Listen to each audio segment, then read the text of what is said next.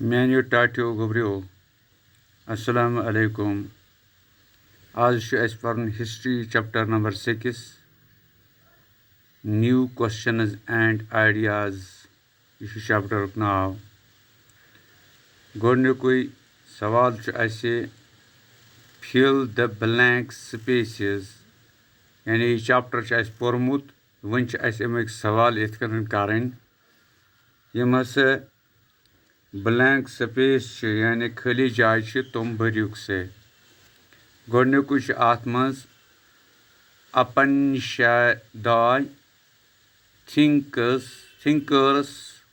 believed that ultimately both the Atman and the dash dash at os Brahman lakunas. Kash lakunas Brahman. Duyam pacho Satya Kama Jabala was accepted as a student by a Brahman teacher named Gautam. क्या उस नातास Gautam dash dash pet.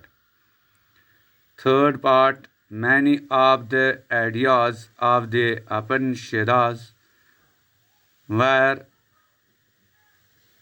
later developed by the famous thinker, the MS now Shankaracharya. Kya's naam? Shankaracharya.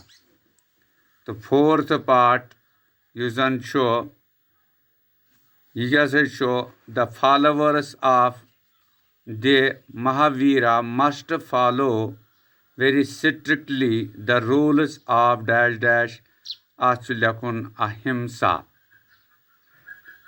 The Pachupancham part, the Prakrit spoken in Magadha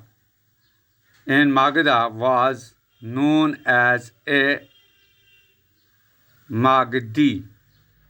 Kasho dash dash pet Magdi lakunas. Pachu question number 2. Tick. Mark the right statement. Upanishads are the Hindu religious books. You should take tick. Dream part, Mahavira was the founder of Jainism. You should galat cross. Third part, Buddha left this world at Kushinara. You should take tick. Panini was a mathematician. You should galat cross. Pancham part, Vedas were written in Pal language. Yichu galat cross. Pachu question number 3. Meshim Kirith with Yorai. The Toich Kali Yum Yad Karin. Be Kabi Pet Lekin. Write the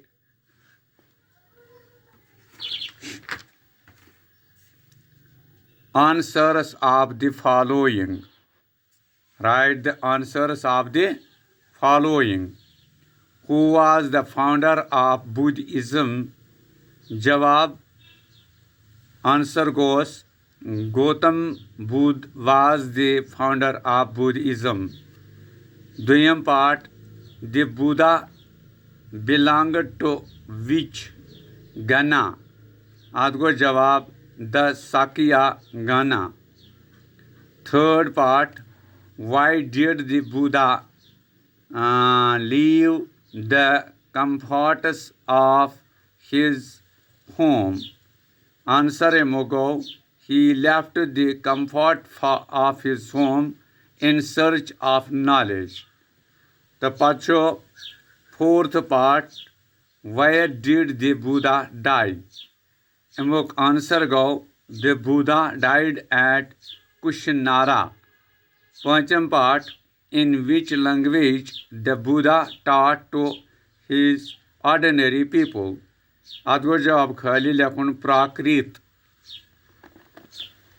Adgo yaparkin Shiyam part What was the language used to compose the Vedas? Answer amok Vedic Sanskrit. Second part go. What is the literal meaning of Upanishad? Answer go approaching and sitting near. The third part name a famous woman Upanishadic thinker. Tasos now answer George Gorgi. यहाँ Georgi. Name part name a famous Upanishadic thinker who belonged to poor people country category. Answer amok Satya Kama Jabla. Satya Kama Jabla was now. The second part who was the most famous thinker of Jainas. The amok jawab go Vardhamana Mahavir. Second part Mahavira Janya belonged to which Sangha? The jawab goes he was a Kshatriya prince of the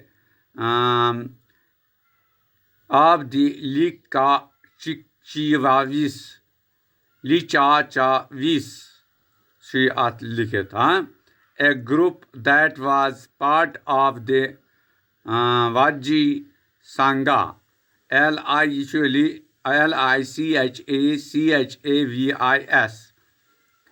थोड़ा याद तो मैं कैसे confusion है जी. अच्छा. Bayam part who was Jainas? Answer followers of Mahavira were known as Jainas. Tadro pigri. Padkesu chubyak. Trovoyam part. Trovoyam part show itkanan thirst or desire to get something is known as. तो तथ क्या वना तन्हा. तो 14 part Upanishad यह खाली जाए मज आमुत are the Hindu religious books which literally means approaching and sitting near. The 15 followers of the Vardhaman Mahavira are known as Jaina. Jaina, Jaina, Jaina, Jaina. The followers of Buddha who beg food for themselves were known as Bhikshu. The Sadhyam part Ashrama is a stage of life. Ardhayam part Gautam Buddha was the founder of Buddhism. The Kunuyam part Kushinara where did the Buddha die? Kushinara. The Pandayam part in Prakrit language the yes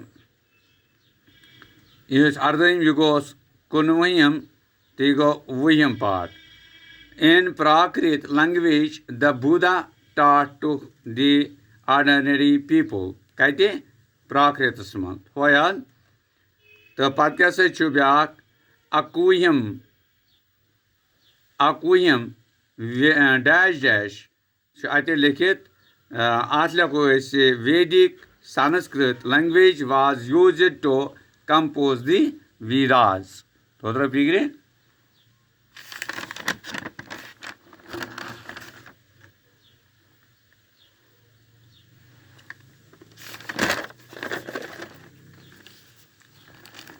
Padkase show तो ये जनाबो ज़ुतोहिम part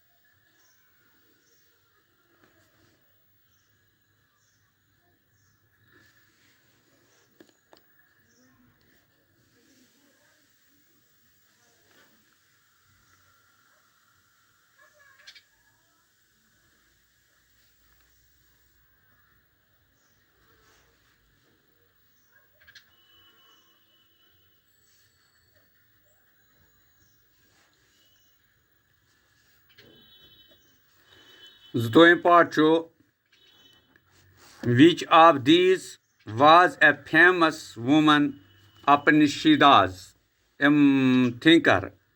ये वोन मे तह अत गार्जी खाली जवाब अत पाठ मगर मिलुक सुई युस जन तुंद खतर ठीक अत अम खतर जाय ठीक तुह पे हम याद करें कह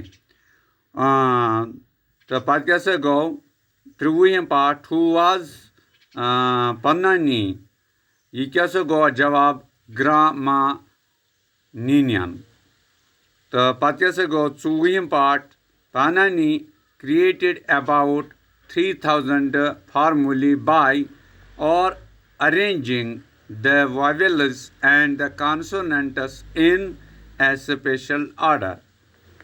Rupigre Patyasako 15 part Atman is permanent in the universe that was lost even after death. Shatwin part Ahimsa dash not killing any living thing. Patyasako 7th part Sangha wire associations of genus and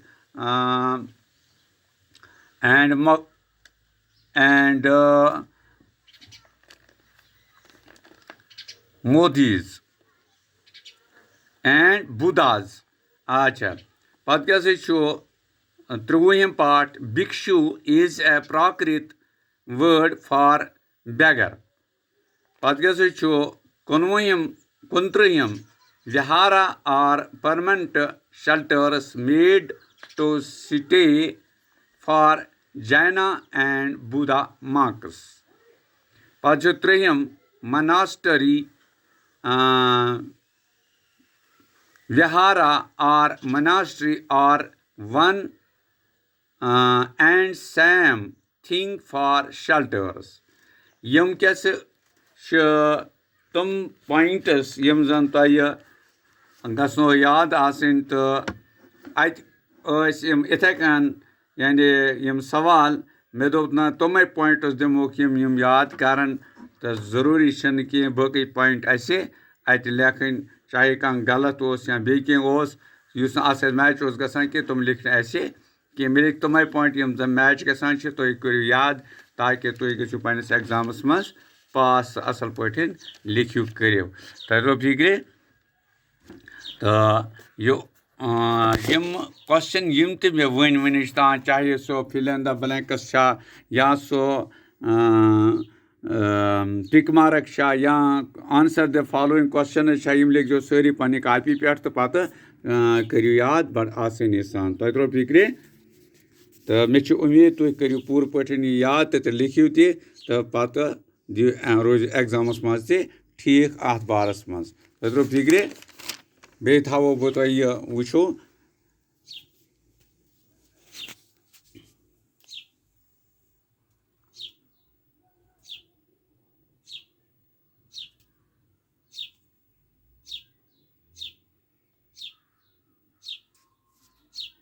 वो तुम वार पत करो यह zoom तुम तो अति क्या करो यह क्या करो पत तुम ठीक पे यम क्वेश्चन मे वन तम सारी अत पे लिखित हाँ तो यम करो जूम पत लिखियो असल पे तुम कत करियो याद।